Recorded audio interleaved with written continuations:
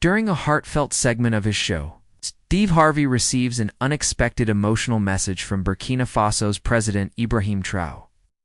The message, filled with respect, admiration, and raw emotion, catches Harvey off guard, bringing him to tears on live TV. This rare and powerful moment touches the hearts of millions as two influential figures share a deep, unscripted, emotional exchange. Steve Harvey walked onto his talk show stage wearing his usual bright smile. The audience clapped and cheered, and Steve, full of energy, launched into the day's topic: the power of purpose. It was supposed to be an ordinary segment. He had just finished sharing a personal story about his struggles growing up in poverty when a production assistant walked briskly toward the stage, whispering something in Steve's ear. Steve looked confused, then surprised, then silent. He turned to the camera, cleared his throat, and said, folks, I've just been told there's a very special message for me, and it's coming from somewhere I never expected, Burkina Faso." The screen behind him lit up with a golden seal and the bold words, "Message from President Ibrahim Traoré."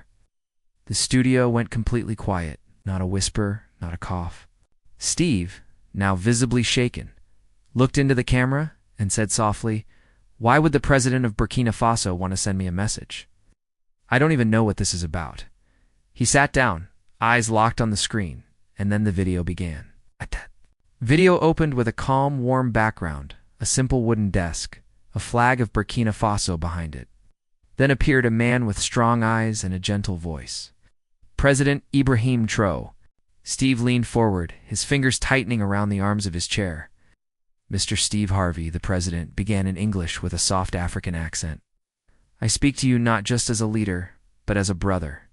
The entire studio leaned in. "Know me, but we know you," Traoré continued. "In the villages of Burkina Faso, your voice reaches farther than you may think. Your words of strength, faith, and second chances have touched people you'll never meet." Steve blinked, stunned. His hands began to tremble slightly. Traoré's voice thickened with emotion. "During our darkest nights, when war threatened our peace, your story gave me hope.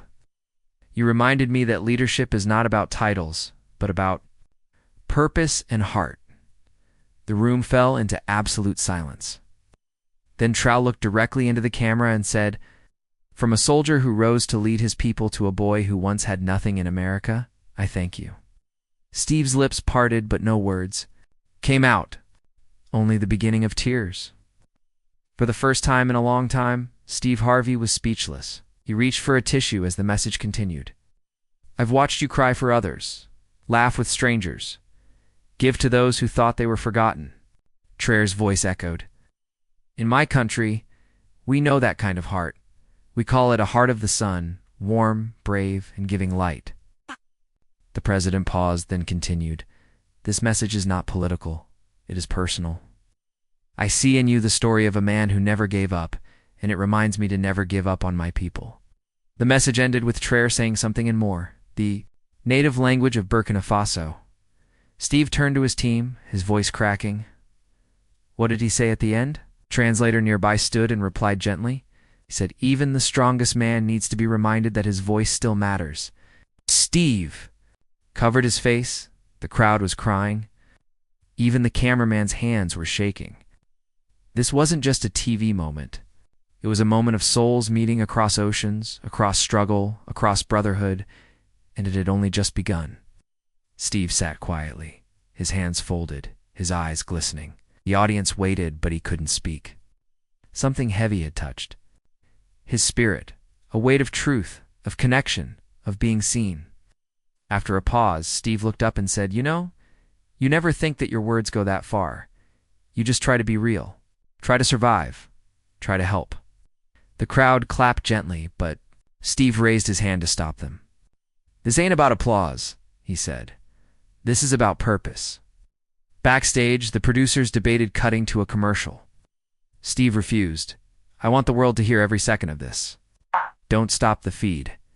Then, as the cameras zoomed in on Steve, a second surprise came, a live connection. The screen flickered. Suddenly, President Ibrahim Traoré appeared on video, not pre-recorded this time, Steve gasped. Mr. Harvey, Traoré said, smiling gently. For once, let me speak to you. Man to man, not from one country to another, from one dreamer to another. The studio fell silent again. A storm of emotion was rising, and no one was ready for what the president would say next. Traoré leaned in toward the camera, his tone soft and sincere. You see me now as a president, he said. But I was once a boy with no shoes. I walked barefoot to school. I carried books tied with string, and many nights I went to sleep hungry. Steve lowered his head. His shoulders moved as he held back tears. The president continued, When I was a teenager, I saw war with my own eyes. I saw people give up, but I also saw people rise. He paused, then added something unexpected. One day in a crowded internet cafe, I saw your video. Don't give up. Didn't even understand all your words, but I understood your tears, your passion, your pain, and your hope. Steve looked up, stunned. He helped a young boy in Burkina believe he could be more than his pain, and that boy became me. The crowd gasped. Some had tears falling freely. Traoré smiled gently. So when I heard your voice again last week speaking about purpose, I knew it was time I said something back. Steve covered his face, and that's when Traoré said something even Steve couldn't believe. President Traoré took a deep breath, then looked directly into the camera. Mr. Harvey, he said, you once said you wanted to visit Africa, not just as a celebrity, but as a brother, as someone who wants to give back. Steve nodded, whispering, Yes, I did. Well, Traoré smiled. I want to invite you personally to Burkina Faso, not for cameras, not for attention, but to see what your voice has built in silence. The studio audience gasped. You've helped lift spirits across oceans. Now, let me show you the seeds you've planted in our soil. Steve's hands trembled. He wasn't sure whether to speak or cry. Then came the words that broke him. There's a young orphanage in Ouagadougou. The children there know your name. They pray with your words. They laugh with your jokes. But most of all, they believe they mattered because you mattered. Steve stood up, eyes full of tears.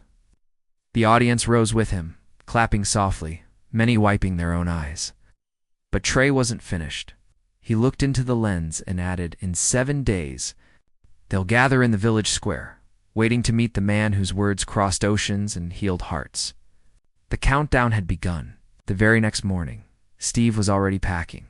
No cameras, no media alert, just him, a carry-on, and a heart full of questions. The world was buzzing. Every major news outlet ran headlines. President of Burkina Faso moved Steve Harvey to tears, a message that crossed oceans. But Steve wasn't going for the world. He was going for the kids. For that voice that had spoken to his soul. As his plane flew across the Atlantic, he stared out the window. His mind wandered back to his childhood. Growing up poor in Cleveland, the nights they went hungry, the times his dreams seemed too big, and now he was flying to Africa, called by a president who had once felt the same pain, whispered to himself, God, why me? He didn't know what to expect. Would the kids even recognize him? Would he be strong enough to face them? Meanwhile, in Burkina Faso, President Traoré stood before a crowd of children in a sunlit courtyard. He smiled and said, He's coming. The kids screamed in joy, but one little girl in the back had tears in her eyes. She held a small notebook. Inside, she had written a letter to Steve Harvey. Her name was Acha. She was only 10, small, soft-spoken, and wise beyond her years. In her hand, the notebook shook slightly as she whispered to her caretaker, Will he read it? Will he care? The caretaker smiled, kneeling beside her. He's already cared more than most. His letter wasn't long, but it held a world of pain. Dear Mr. Steve, my name is Acha. My papa died 2 years ago. My mama is sick. Sometimes I cry at night. But one day someone played your video. You said you were born to do something great. I believed you. Thank you for speaking to us, even if you didn't know we were listening. I hope you smile when you see us. Your little sister Acha.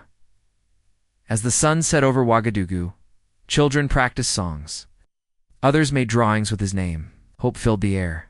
But I just stayed quiet, sitting near the mango tree, notebook clutched to her chest. In that moment, it wasn't about fame or politics.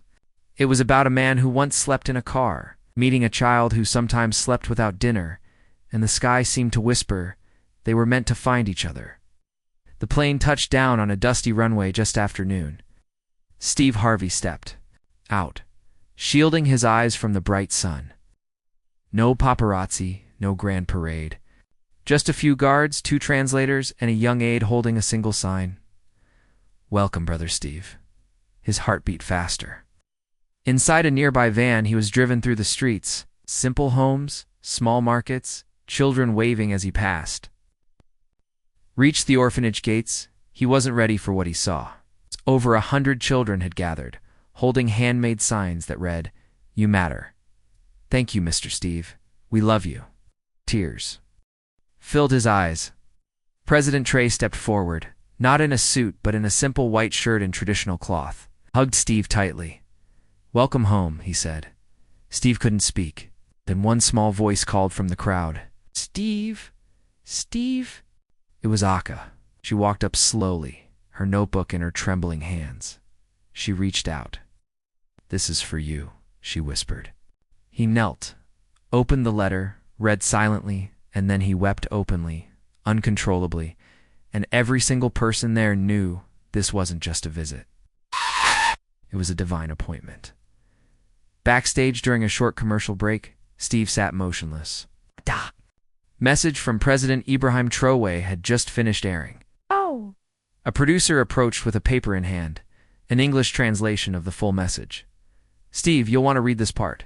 It's not just about you," she whispered, gently handing it over. Steve's eyes scanned the words slowly. "When I was a young boy hiding under the wooden table of my grandmother's market stall, I'd hear her laugh as she listened to your voice through a crackling radio. She didn't speak English, but your spirit made her smile in the middle of hard days. That voice helped raise me." Steve covered his mouth. His voice cracked. Oh my God. The camera was back on, but Steve couldn't fake a smile. He looked into the lens and whispered, "This world, it's smaller than we think. And our words, they travel further than we ever imagine." He wiped a tear as the audience sat in stunned silence. Little did Steve know, this was just the beginning of something far greater. The segment ended. Steve stepped off stage, still holding the letter. He was supposed to move on with the next guest, but something inside him refused to. He walked into his dressing room, phone in hand. He called his producer. "Get me a line. To Ouagadougou. I want to speak to President Traoré today." The producer stuttered, surprised.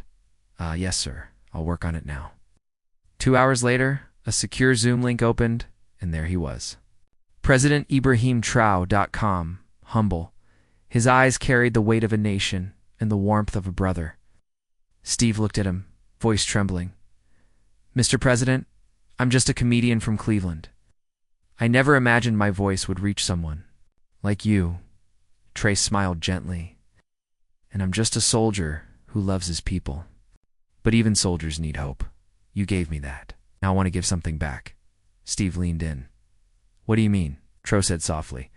"Come to Burkina Faso. Just for one day. There's someone I want you to meet."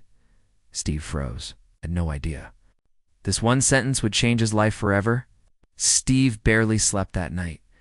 The president's invitation played on repeat in his mind. But there was one sentence from the letter that haunted him most. "That voice helped raise me." He thought about his own mother, the one who made him believe he could become something. Steve remembered something else too.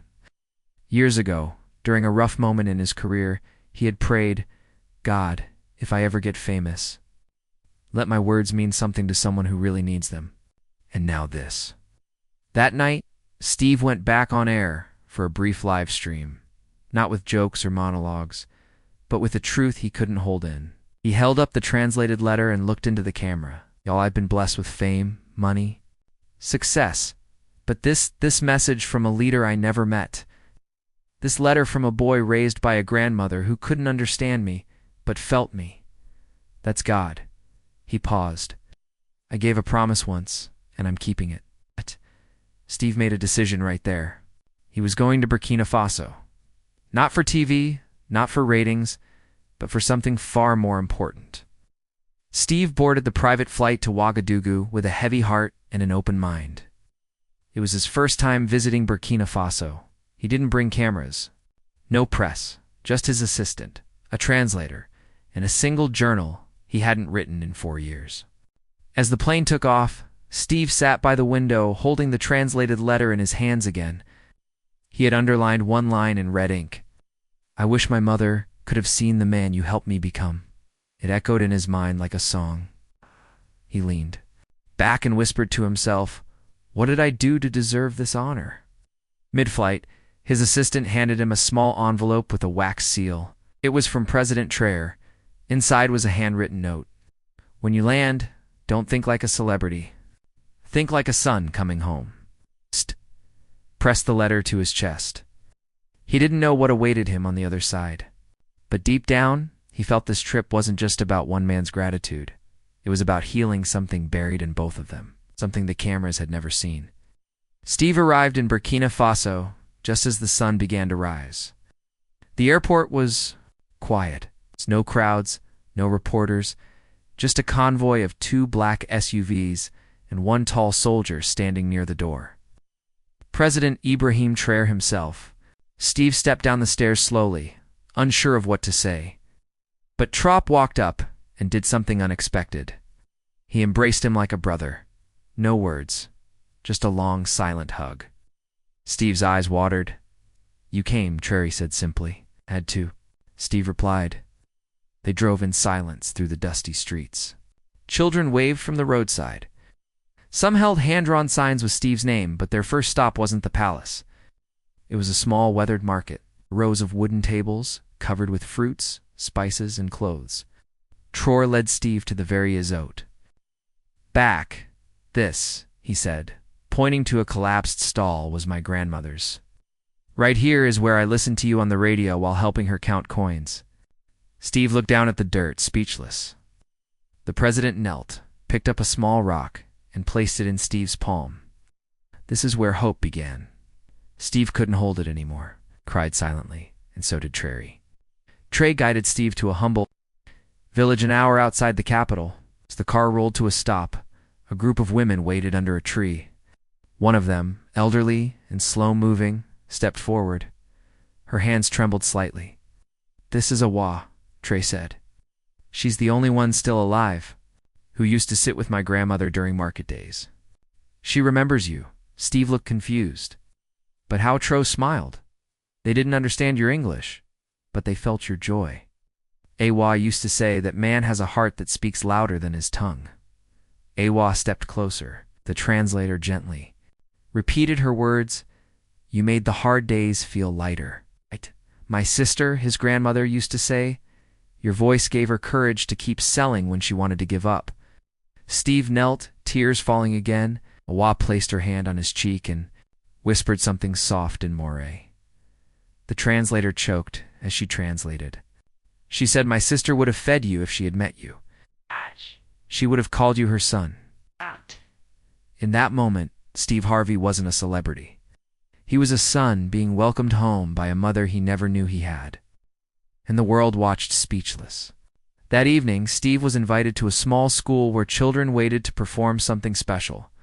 No cameras, no lights, just soft drums and nervous little faces.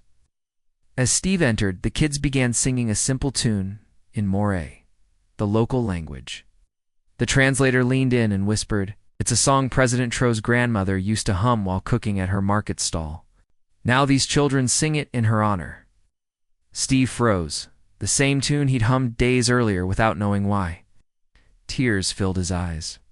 "I remember this," Steve whispered. "My grandma in Cleveland. She used to hum something like this when I cried." Traoré stood beside him, arms crossed gently. "Our grandmothers, they gave us the same comfort, thousands of miles apart." Steve sat down on the dusty bench, surrounded by children. One girl handed him a wooden carving of 2 hands holding a heart. He broke openly, loudly, years of pain, years of questions, all released in a place he never expected. The boy from Ohio and the boy from Ouagadougou, now 2 men. had found a bond that no script could write. The world didn't see celebrities anymore, only two sons missing their grandmothers. Before Steve's return flight, President Traoré asked to meet one last time, this time at a small plot of land just outside the capital. It was quiet. A tree stood in the center, surrounded by sunflowers. Traoré handed Steve a rolled-up certificate, tied with a red ribbon. "This land," he said, "now belongs to you. It's a place of peace, a gift from Burkina Faso. So whenever you feel tired or lost, you have a home here." Steve shook his head slowly, overwhelmed. "I didn't come for a gift. I came because your letter made me feel human again." Traoré nodded. "And you made my people feel seen. That is worth more than gold." They stood silently under the tree, the wind brushing their faces. Then Traoré did something no one expected, knelt and placed his hand over Steve's chest. I don't. "Kneel for many," he said, "but I kneel for hearts that change lives." Steve fell to his knees too, and together, two powerful men cried like little boys who missed their grandmothers and found each other in the pain. The next day, Steve's return to the U.S. was met with silence. I asked for no fanfare, no cameras, no show. But something had changed.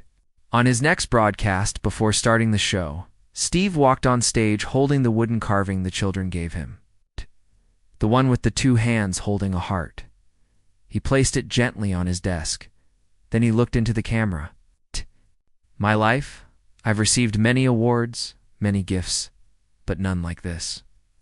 His voice cracked. "I met a man, a president, not just of a country, but of the human heart. Ibrahim Traores reminded me of something I forgot. That love, honor, and memory are stronger than anything fame can give you." He paused. "He called me a son of Africa. Him, my brother, and then Steve did something rare.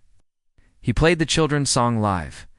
No translation, just pure innocent voices. Millions watched, millions cried.